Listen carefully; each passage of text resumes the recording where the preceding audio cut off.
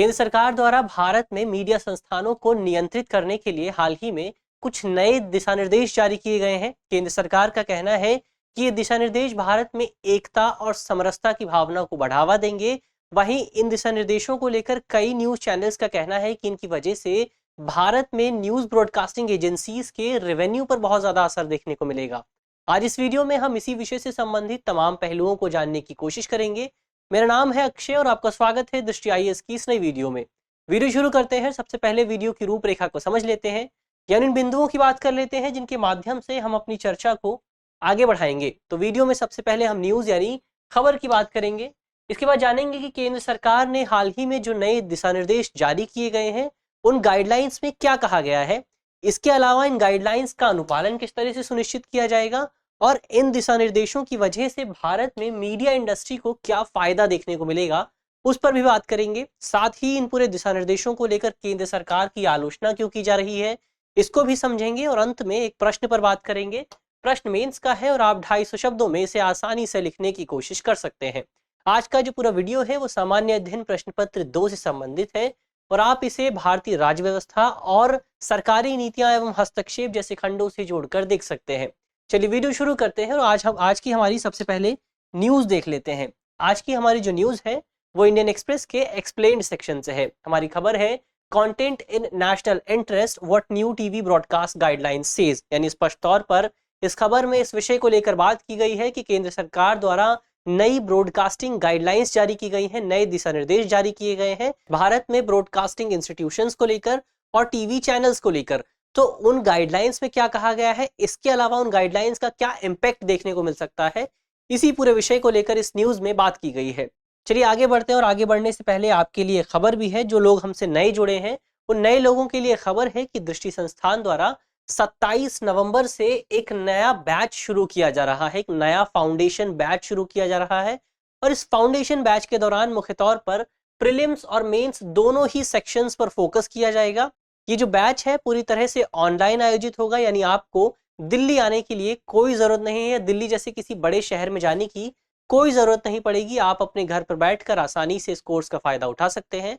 Course में admission लेने के लिए या फिर इससे संबंधित तमाम जानकारियां प्राप्त करने के लिए, इसकी विशेषताओं के बारे में जानने के लिए आप हमारे नंबर पर हमसे संपर्क कर सकते हैं। तो ये तो कोर्स की बात हुई। अब आगे बढ़ते हैं और जान लेते हैं कि आखिर सरकार ने क्या दिशा निर्देश जारी किए हैं, उन गाइडलाइंस पर बात करते हैं।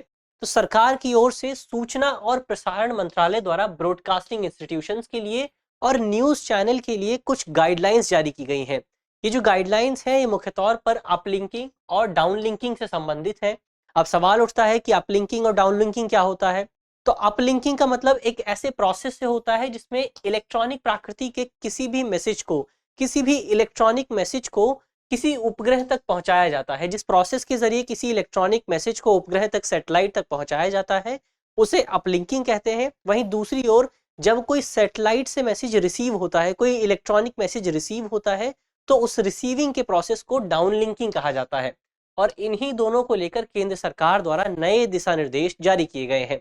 क्या है नए दिशा निर्देश? तो इन नए दिशा निर्देशों में सबसे पहला जो गाइडलाइन है, जो सबसे इंपॉर्टेंट गाइडलाइन है, वो ये है कि नए गाइडलाइंस के मुताबिक भारत के सभी टीवी चैनल्स को एक दिन में कम से कम 30 मिनट के लिए अपने टीवी प्लेटफॉर्म पर राष्ट्रीय महत्व और सामाजिक प्रासंगिकता के विषयों से संबंधित कार्यक्रमों को प्रसारित करना होगा। यानी स्पष्ट तौर पर केंद्र सरकार जो तमाम टीवी चैनल्स हैं, चाहे वो सरकारी टीवी चैनल्स हो या फिर प्राइवेट टीवी चैनल्स हो, इन तमाम चैनल्स को कम से कम 30 मिनट के लिए कार्यक्रम प्रसारित करने के लिए मजबूर कर रही है। उन्हें इस संबंध में दिशा निर्देश दिए जा रहे हैं।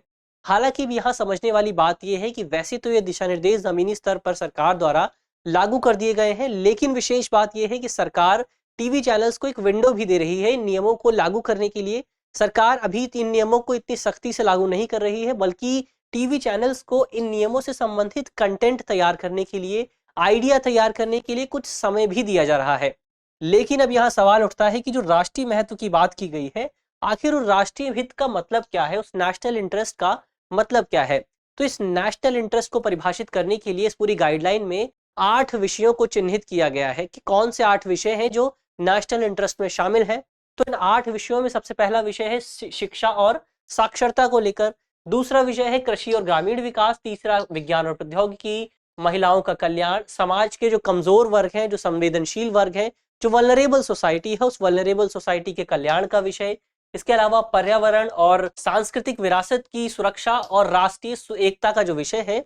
तो इन तमाम 8 विषयों को लेकर कोई भी टीवी न्यूज चैनल अपने प्लेटफॉर्म पर कम से कम 30 मिनट के लिए कार्यक्रम प्रसारित करने के लिए उस पूरे न्यूज चैनल को ये दिशा निर्देश दिए गए हैं कि वो कम से कम 30 मिनट के लिए कोई एक कार्यक्रम इन तमाम 8 विषयों में से किसी भी एक विषय पर ब्रॉडकास्ट करेगा, प्रसारित करेगा। तो ये तो प्रसारित करने की बात हुई, राष्ट्रीय हित की बात हुई। इसके अलावा अन्य दिशा निर्देश भी हैं।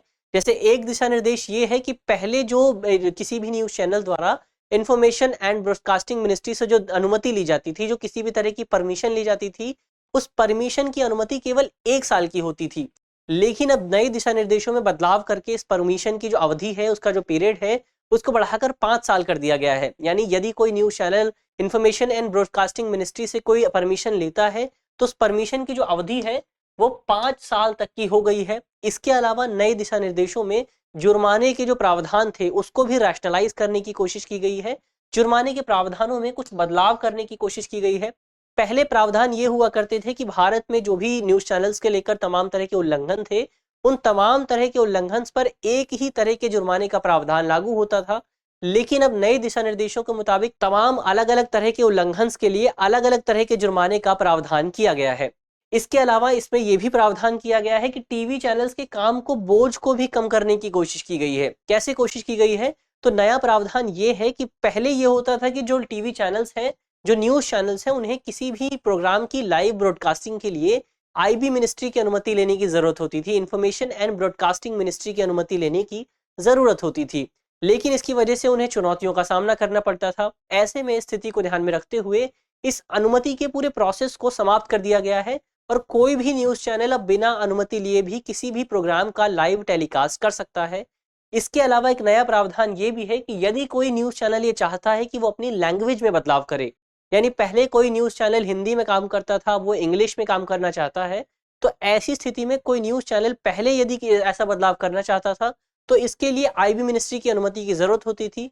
लेकिन अब इस अनुमति की जरूरत को समाप्त कर दिया गया है। अब कोई भी न्यूज चैनल बिना अनुमति के अपनी लैंग्वेज में बदलाव कर सकता है। तो ये तो प्रावधानों की बात हुई। अब आगे बढ़ते हैं और यहाँ सवाल उठता है कि आखिर केंद्र सरकार द्वारा इन प्रावधानों का अनुपालन किस तरह से सुनिश्चित किया जाएगा, इनका कंप्लायंस किस तरह से सुनिश्चित किया जाएगा। तो इनके कंप्लायंस के लिए जब ये पूरे प्रावधान पूरी तरह से लागू कर दिए जाएंगे तो इनके कंप्लायंस का काम खुद आईबी मिनिस्ट्री संभालेगी और तमाम न्यूज चैनल्स की निगरानी करने की जिम्मेदारी भी खुद सूचना एवं प्रसारण मंत्रालय के पास मौजूद होगी। यानी सूचना एवं प्रसारण मंत्रालय खुद तमाम न्यूज चैनल्स की निगरानी करेगा और इस पूरी निगरानी के दौरान यदि पाया जाता है कि कोई न्यूज चैनल जो नियम बनाए गए हैं उन नियमों का पालन नहीं कर रहा है, तो ऐसी स्थिति में सबसे पहले उस न्यूज चैनल से एक स्पष्टीकरण मांगा जाएगा और यदि उस स्पष्टीकरण के बाद भी वो न्यूज चैनल तमाम तरह के नियमों को मानने से इनकार करता है, तो ऐसी स्थिति में केंद्र सरकार चैनल स्पेसिफिक निर्णय लेगी। यानी चैनल दर चैनल ये डिसाइड किया जाएगा कि किसी चैनल पर किस तरह का जुर्माना लगाया जाएगा। क्योंकि अभी तक ये जो सिफारिशें लागू की गई हैं, जो प्रावधान किए गए हैं, इन प्रावधानों में कोई भी स्पष्ट जुर्माना नहीं बताया गया है, कोई भी स्पष्ट दंड नहीं बताया गया है। हालांकि कई जानकार ये कह रहे हैं कि केंद्र सरकार किसी न्यूज चैनल पर जुर्माना लगा सकती है, आर्थिक जुर्माना लगाया जा सकता है। इसके अलावा उस न्यूज चैनल के जो लाइसेंस है उसे समाप्त किया जा सकता है, उसकी जो फ्रीक्वेंसी लाइस संबंधी जो लाइसेंस है, फ्रीक्वेंसी वेव संबंधी जो लाइसेंस है, उन्हें समाप्त किया जा सकता है। तो इस तरह के दंड किसी भी न्यूज चैनल को दिए जा सकते हैं। लेकिन अब यहाँ एक सवाल ये भी उठता है कि क्या केंद्र सरकार ने किसी भी न्यूज चैनल को कोई विशेष छूट दी है? तो इसका जवाब होगा नहीं। केंद्र सरकार ने या फिर इंफॉर्मेशन एंड ब्रॉडकास्टिंग मिनिस्ट्री ने किसी भी न्यूज चैनल को कोई विशेष छूट नहीं दी है। यानी स्पष्ट तौर पर सभी न्यूज चैनल को केंद्र सरकार के नए नियम मान्य होंगे। हालांकि इन नियमों में यह स्पष्ट किया गया है कि यदि मिनिस्ट्री चाहे, यदि केंद्र सरकार चाहे, तो किसी न्यूज चैनल को विशेष आधार पर छूट जरूर दी जा सकती है। तो ये तो बात हुई अनुपालन की। अब आगे बढ़ते हैं और आखिर सवाल उठता है कि इन नियमों से फायदा क्या होगा, इसका महत्व क्या है। तो महत्व ये है कि पिछले कुछ सालों से हम जानते हैं कि भारत में मीडिया उद्योग और टीवी चैनलों की संख्या में बहुत ज्यादा बढ़ोतरी देखने को मिली है और मौजूदा समय में भारत में न्यूज चैनलों की जो संख्या है वो तकरीबन 870 से भी ज्यादा है। लेकिन इन न्यूज चैनल्स को नियंत्रित करने के लिए भारत में जो नियम कानून है वो आज से 11 साल पहले बनाए गए थे। यानी ये नियम कानून जो है वो भारत के जो मीडिया उद्योग है, जो मीडिया तंत्र है, उसके लिहाज से बहुत ज्यादा पुराने हैं, क्योंकि मौजूदा समय में मीडिया तंत्र जो इकोसिस्टम है पूरा, वो बहुत ज्यादा बदल गया है। ऐसे में इस बदलती स्थिति को ध्यान में रखते हुए नियम कानून के फ्रेमवर्क को बदलते मीडिया उद्योग के अनुरूप बनाने के लिए केंद्र सरकार द्वारा इन नियमों को लागू किया गया है। और इन नियमों के माध्यम से सरकार मीडिया उद्योग में व्यापार की सुगमता को बढ़ावा देने का प्रयास कर रही है। इसके अलावा अब यहाँ सवाल उठता है कि आखिर ये प्रयास किस तरह से किया जा रहा है। तो हमने पहले ही बात की कि अब लाइव ब्रॉडकास्टिंग के लिए आईबी मिनिस्ट्री की अनुमति लेने की जरूरत नहीं होगी, तो इसकी वजह से लाइव टेलीकास्ट आसानी से किया जा सकेगा। जबकि पहले इस पूरे लाइव टेलीकास्ट को की अनुमति लेने के लिए एक बहुत लंबा प्रोसेस होता था, और इस लंबे प्रोसेस की वजह से कई बार टीवी चैनल्स को नुकसान का भी सामना करना पड़ता था, क्योंकि कई बार जब उन्हें अनुमति मिलती थी तो अनुमति मिलने से पहले ही वो कार्यक्रम पूरा हो जाता था, तो ऐसे में उन्हें नुकसान होता था। तो इस नुकसान से बचने के लिए अब इस अनुमति के पूरे प्रोसेस को ही खत्म कर दिया गया है। इसके अलावा केंद्र सरकार का कहना है कि इस पूरे प्रोसेस के माध्यम से, नए कानूनों के माध्यम से, खासतौर पर वो जो 30 मिनट वाला नियम है, उस पूरे नियम के माध्यम से भारत में एकता और समरसता को बढ़ावा मिलेगा। इसके अलावा इन नियमों के माध्यम से भारत की जो जनता है, भारत के जो नागरिक हैं, जो सामान्य लोग हैं, उन सामान्य लोगों को भारत के लिए जो महत्वपूर्ण विषय है, भारतीय हित के लिए जो महत्वपूर्ण विषय हैं, उन विषयों में आम लोगों को जागरूक किया जा सकेगा, उन्हें और ज्यादा शिक्षित किया जा सकेगा, एजुकेट किया जा सकेगा। ये तो महत्व की बात हुई, लेकिन इस पूरे विषय को लेकर, इस पूरे कानून को लेकर सरकार की आलोचना भी की जा रही है। आलोचना क्यों की जा रही है उस पर बात करें तो इस पूरे नियम कानून को लेकर सरकार का कहना है कि जो एयरवेव्स या जो फ्रीक्वेंसीज होती हैं जिन पर किसी भी कार्यक्रम को टेलीकास्ट किया जाता है, वो जो फ्रीक्वेंसीज हैं वो पब्लिक एसेट होती हैं, सार्वजनिक संपत्ति होती हैं। ऐसे में इस पब्लिक एसेट का उपयोग मुख्य तौर पर समाज के सर्वोत्तम हित में ही किया जाना चाहिए, समाज के विकास में ही इस तरह की संपत्ति का उपयोग किया जाना चाहिए। तो ऐसा तर्क सरकार ने दिया है, लेकिन इस तर्क का विरोध करते हुए जो मीडिया उद्योग है, जो मीडिया संस्थान है, उनका कहना है कि हालांकि ये जो फ्रीक्वेंसीज हैं वो सार्वजनिक संपत्ति हैं, लेकिन उन फ्रीक्वेंसीज को खरीदने के लिए मीडिया संस्थान सरकार को बहुत ज्यादा शुल्क देते हैं, बहुत भारी शुल्क देते हैं। ऐसे में यदि सरकार इस तरह का कोई भी नियम लागू करती है तो इसकी वजह से मीडिया संस्थानों को राजस्व का बहुत ज्यादा नुकसान हो सकता है, उन्हें जो विज्ञापन राजस्व मिलता है उसका बहुत ज्यादा नुकसान हो सकता है, क्योंकि उन्हें अपने टाइम का एक विशेष जो स्लॉट है वो सरकार को देना पड़ेगा उनके विशेष कार्यक्रम के लिए। ऐसे में मीडिया संस्थानों की राजस्व पर भारी प्रभाव देखने को मिल सकता है, और इसी वजह से मीडिया संस्थानों द्वारा सरकार के इस नियम की आलोचना भी की जा रही है। तो ये तो आलोचना की बात हुई। अब अंत में प्रश्न की बात कर लेते हैं। प्रश्न जो है वो मेंस का है और आप 250 शब्दों में से आसानी से लिखने की कोशिश कर सकते हैं। आज का हमारा प्रश्न है कि भारत में मीडिया और न्यूज उद्योग के विकास के समक्ष मौजूद चुनौतियों का उल्लेख करते हुए इस बात पर चर्चा कीजिए कि इस उद्योग के लिए सरकार द्वारा किस तरह के कदम उठाए जा सकते हैं। यानी भारत में मीडिया उद्योग के लिए टीवी चैनल्स जो उद्योग है, उस टीवी चैनल्स के विकास के लिए किस तरह की चुनौतियां मौजूद हैं। इसके अलावा इन चुनौतियों से निपटने के लिए सरकार किस तरह के कदम उठा सकती है। आपको उन कदमों पर चर्चा करनी है। 250 शब्दों में इस पूरे सवाल का आंसर लिखना है। इसके अलावा आप कमेंट बॉक्स में बता सकते हैं कि भारत के इंफॉर्मेशन एंड ब्रॉडकास्टिंग मिनिस्टर कौन है। मुझे आशा है कि इस वीडियो के माध्यम से जिन बिंदुओं पर चर्चा की गई है वो आपको समझ में आएंगे, और यदि आपके प्रश्न पत्र में इससे संबंधित कोई भी सवाल आता है तो आप उसे आसानी से हल कर सकेंगे। इस तरह की अन्य वीडियो देखने के लिए आप हमारे चैनल्स को सब्सक्राइब कर सकते हैं। हमारे पास बहुत सारे चैनल हैं, और सबसे विशेष, सबसे नया चैनल है दृष्टि IAS शॉर्ट्स को लेकर। आप हमारे इस शॉर्ट्स के चैनल को सब्सक्राइब कीजिए, जिस पर आपको बहुत ही कम समय में बहुत विशेष जानकारियां, बहुत रोचक और महत्वपूर्ण जानकारियां प्राप्त हो सकती हैं। धन्यवाद।